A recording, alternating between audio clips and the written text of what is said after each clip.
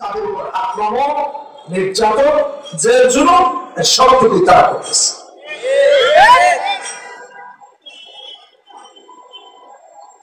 একটু চিন্তা করে দেখি, হাসরের মাঠে যেদিন কেউ কাউকে চিনবে না, বলে দৌড়াতে থাকবে। আমার ভাইরা, সেদিন সবাই মুহাম্মদ সাল্লাল্লাহু আলাইহি ওয়াসাল্লামের শাফাআতের জন্য ইচ্ছা পোষণ করে, কিন্তু এমন অবস্থায় দেখবে যে নবী তো তার বিরুদ্ধে উল্টো অভিযোগ দায়ের করতেছে। কেমন লাগবে একটু চিন্তা করে দেখি। মুসলিম শরীফের হাদিসে এসেছে, 503 নম্বর হাদিস, বড় হাদিস। সবাই অস্থির হয়ে দৌড়ে দৌড়ে হযরত আদম আলাইহিস সালামের কাছে যাবে, গিয়ে বলবে, হ্যাঁ আমাদের পিতা, আপনি আমাদের জন্য সুপারিশ করুন যেন আল্লাহ তাআলা জান্নাতের দরজা খুলে দেন। আদম আলাইহিস সালাম বলবেন, এই সাহস আমার নাই, এটা আমি পারবো। তোমরা এক কাজ করো, ইব্রাহিম আলাইহিস সালামের কাছে যাও, কারণ তিনি সমস্ত মিল্লাতের পিতা। সবাই ইব্রাহিম আলাইহিস সালামের কাছে গিয়ে হাজির হবে। ইব্রাহিম আলাইহিস সালাম বলবেন, তোমরা আমার কাছে এসেছো, আমার দ্বারা এটা সম্ভব। তোমরা মুসা কালিমুল্লাহর কাছে যাও, তিনি আল্লাহর সাথে কথা বলতেন। অতএব তিনি যদি বলেন তাহলে আল্লাহ তাআলা জান্নাতের দরজা খুলে দিবেন। সবাই মুসা আলাইহিস সালামের কাছে যাবে। মুসা আলাইহিস সালাম বলবেন, আমার দ্বারা এটা সম্ভব নয়। তোমরা ঈসা আলাইহিস সালামের কাছে যাও, কারণ তিনি রূহুল্লাহ। সবাই ঈসা আলাইহিস সালামের কাছে যাবে। ঈসা আলাইহিস সালাম বলবেন, তোমরা আর কারো কাছে না, মুহাম্মদুর রাসূলুল্লাহ সাল্লাল্লাহু আলাইহি ওয়াসাল্লামের কাছে যাও। মুহাম্মদ সাল্লাল্লাহু আলাইহি ওয়াসাল্লাম সুপারিশ করবেন তো আল্লাহ তাআলা জান্নাতের দরজা খুলে দিবেন। কিয়ামতের এই ভয়াবহ দিনে আপনার আমার যখন রাসূলুল্লাহর শাফাআত দরকার, এমন অবস্থায় আপনি আমি যদি কোরআন না শিখে গিয়ে আল্লাহর কাছে দাঁড়াই, কোরআনের সাথে সম্পর্ক তৈরি না করে দাঁড়াই, কোরআনের সাথে বিদ্বেষ রেখে দাঁড়াই, কোরআনের সাথে দূরত্ব তৈরি করে দাঁড়াই, তাহলে সেদিন রাসূল আমার জন্য শাফাআত তথা সুপারিশ না করে উল্টো আল্লাহর কাছে বিচার দিবেন যে আল্লাহ, আমার এই উম্মত দুনিয়াতে কোরআনের সাথে বিদ্বেষ রেখেছিল, কোরআন পড়ে নাই, কোরআন বোঝে নাই, কোরআনের ধারক বাহকদের সাথে বিদ্বেষ রেখেছিল, হক্কানি আলেমদের সাথে বিদ্বেষ রেখেছিল, এদেরকে ধরো জাহান্নামে ঢুকায়। ইন্না কওম ইত্তাখাযু হাযাল কুরআনা মাহজুরা। ভাইরা, কিয়ামতের সেদিন আপনি আমি যেন বাঁচতে পারি, এই জন্য এই দিনই প্রতিষ্ঠান, যেন আমরা পড়ি, আমাদের ছেলে মেয়েরা পড়ে, আমাদের বাচ্চা কাচ্চারা পড়ে, তাহলে ছেলে মেয়েরা বেঁচে যাবে, বাচ্চা কাচ্চারা বেঁচে যাবে।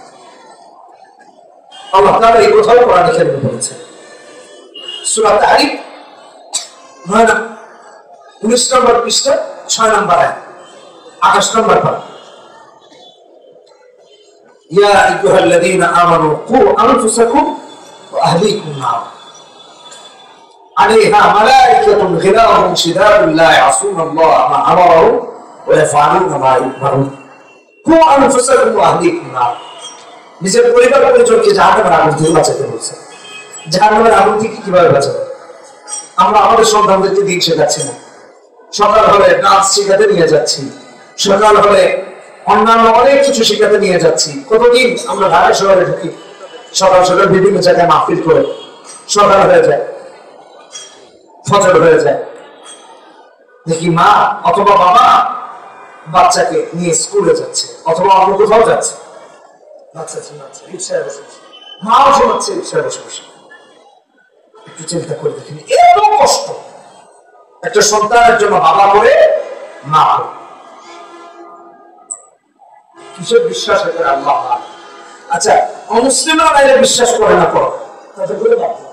একজন মুসলমান এত কষ্ট তার সন্তানের পিছনে কিসের বিশ্বাস করে? কি বিশ্বাস থেকে করতেছে? আল্লাহ আমাদেরকে হেদায়েত দান করুন। এজন্য হুদান লিন-নাস, এটা আল্লাহর কালাম, এটা কোরআনে কারীম। কোরআন ছাড়া হেদায়েত বা মুক্তি কখনো পাওয়া সম্ভব না। আল্লাহ তাআলা অন্য আয়াতে বলেছেন সূরা বনী ইসরাঈল 9 নম্বর আয়াত ইন্না হাযাল কুরআন ইয়াহদি লিল্লাতী হিয়া আকওয়াম। তাফসীর আওয়াল বায়ান ফি ইজাহিল কুরআন বিল কুরআন এসেছে জান্নাতে যাওয়ার সবচেয়ে সোজা রাস্তা হলো কোরআনে কারীম। কোরআন ব্যতীত আমরা জান্নাতে যাওয়া সম্ভব না।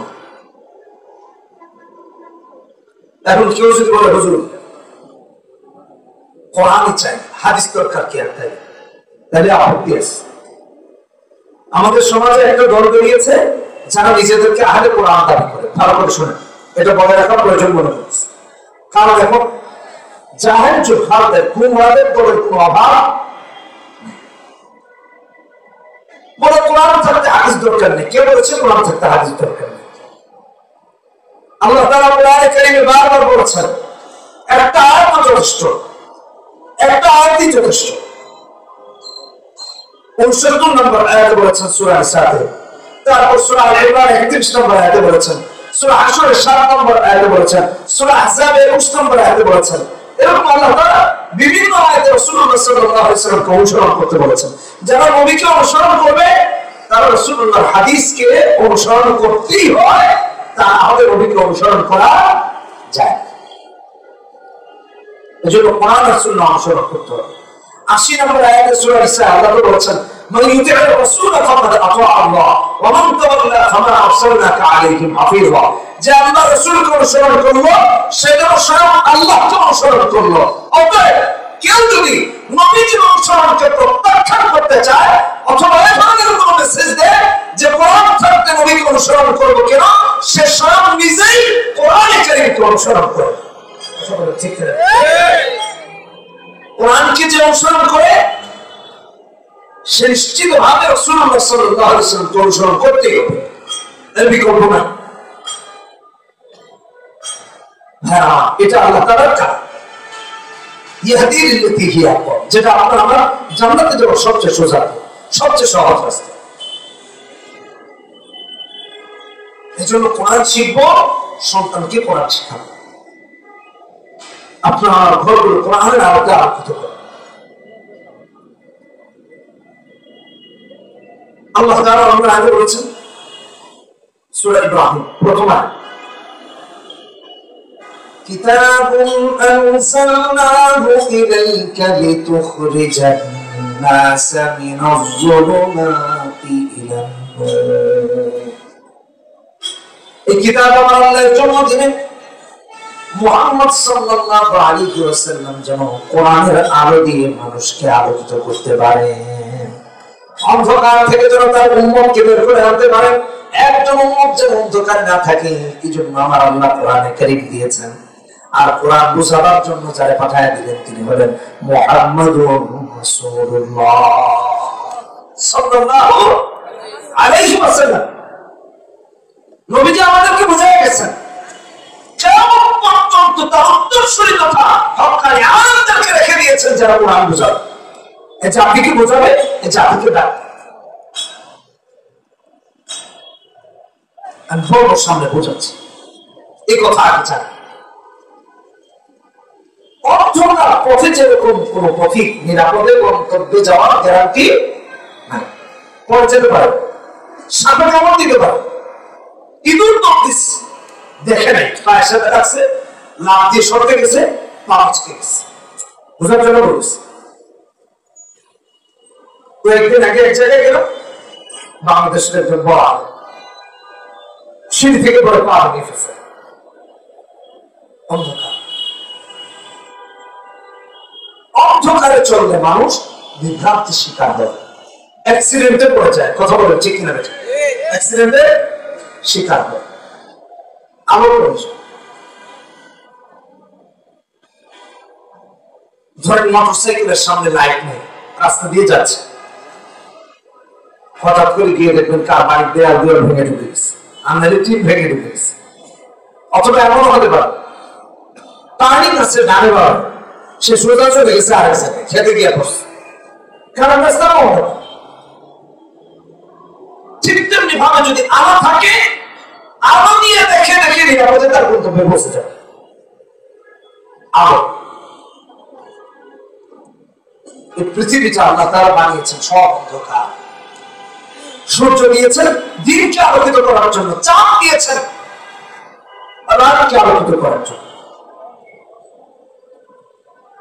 চাঁদ রাত আলোকিত করেছে, সূর্য দিন আলোকিত করেছে। আমার ভাইয়েরা, চাঁদ যেমনি ভাবে রাতকে আলোকিত করে, সূর্য যেভাবে দিনকে আলোকিত করে, কোরআন আর সুন্নাহ মানুষের জিন্দেগিকে আলোকিত করে। সুবহানাল্লাহ।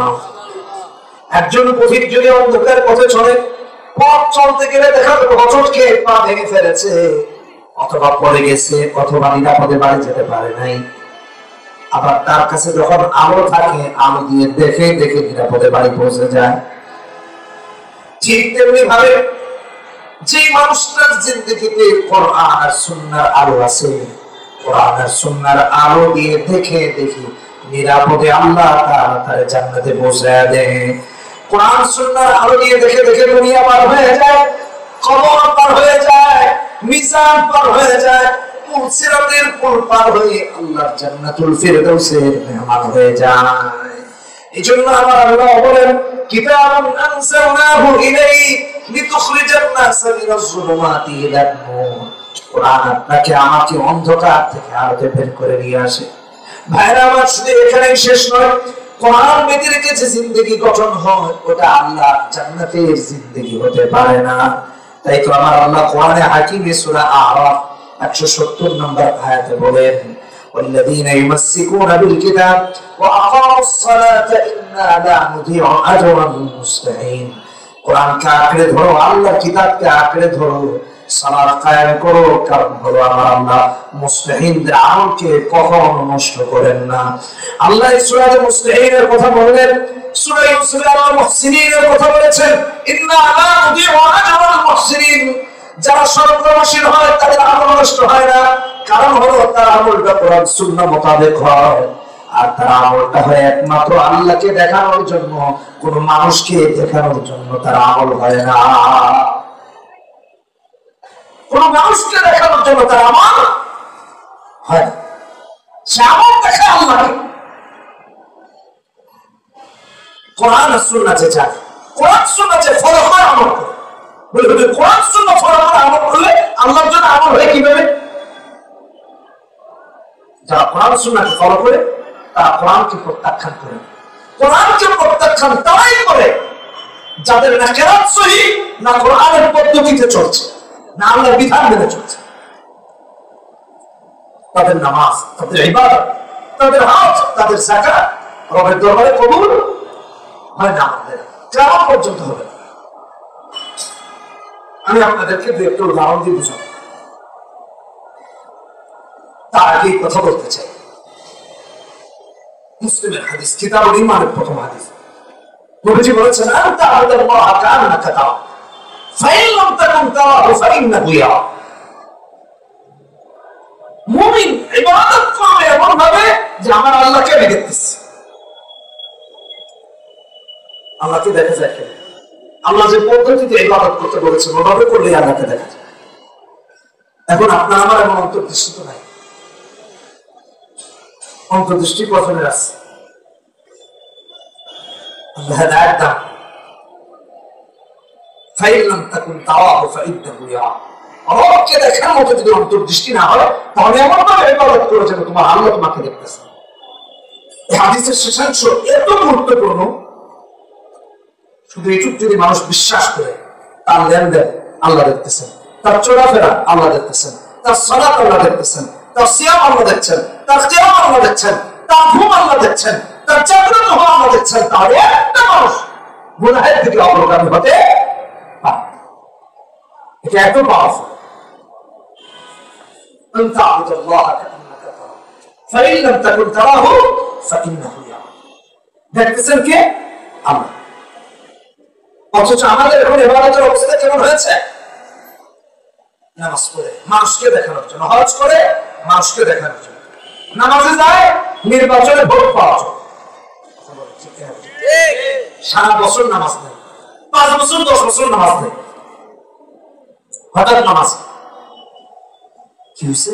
সামনে ইলেকশন আসছে, একেবারে টুপি টুপি লাগায়া বুঝলেন কথা? নতুন জামা কাপড় লাগায় মসজিদের প্রথম কাতারে কি হাজির। চিন্তা করুন আমরা কোথায় আছি। আবার তারাই বলে আলেমরা নাকি ধর্ম ব্যবসা করে। আলেমের দাড়ি তো 12 মাসই আছে, আলেমের টুপি 12 মাসই আছে, আলেমের সুন্নতে চলা 12 মাস আছে, আলেম এই কাজ 12 মাস করতেছে, নামাজ তার সার্বক্ষণিক, সপ্তাহে একদিন না। কথা বলেন ঠিক কিনা?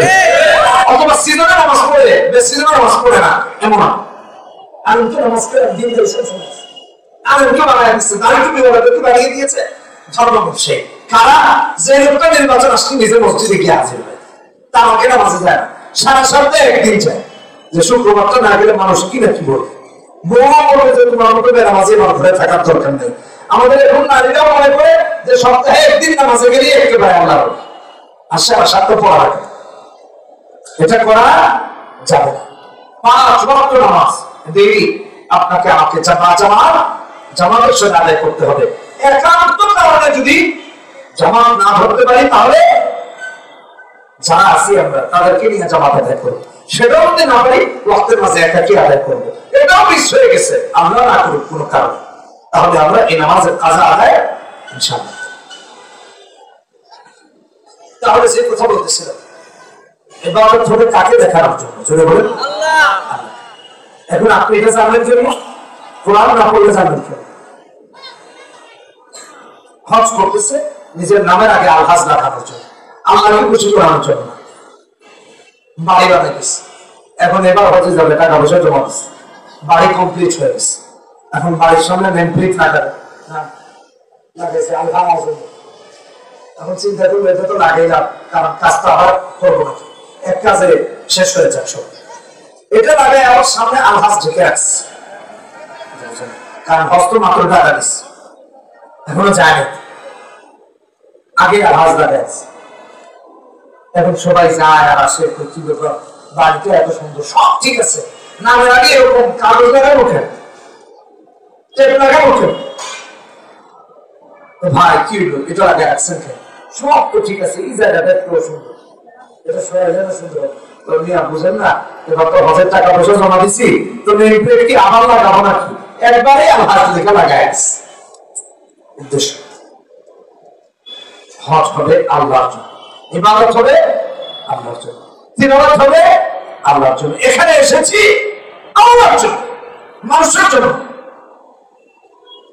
তাহলে এই ইবাদত করতে হবে, এটা মুস্তাহিল হবে। এটা হলো 1 নম্বর ধারা, নিয়তকে বিশুদ্ধ করা। 2 নম্বর পদ্ধতি বিশুদ্ধ করা। পদ্ধতি বিশুদ্ধ না হলে তো ইবাদত কবুল হবে। দেখেন আমাদের পদ্ধতি কি হয়। এক মসজিদে নামাজে ঢুকেছি, আমাদের গাড়ির একটা পাস কিনতে গেছিলাম এক জায়গায়, তো নামাজে ঢুকেছি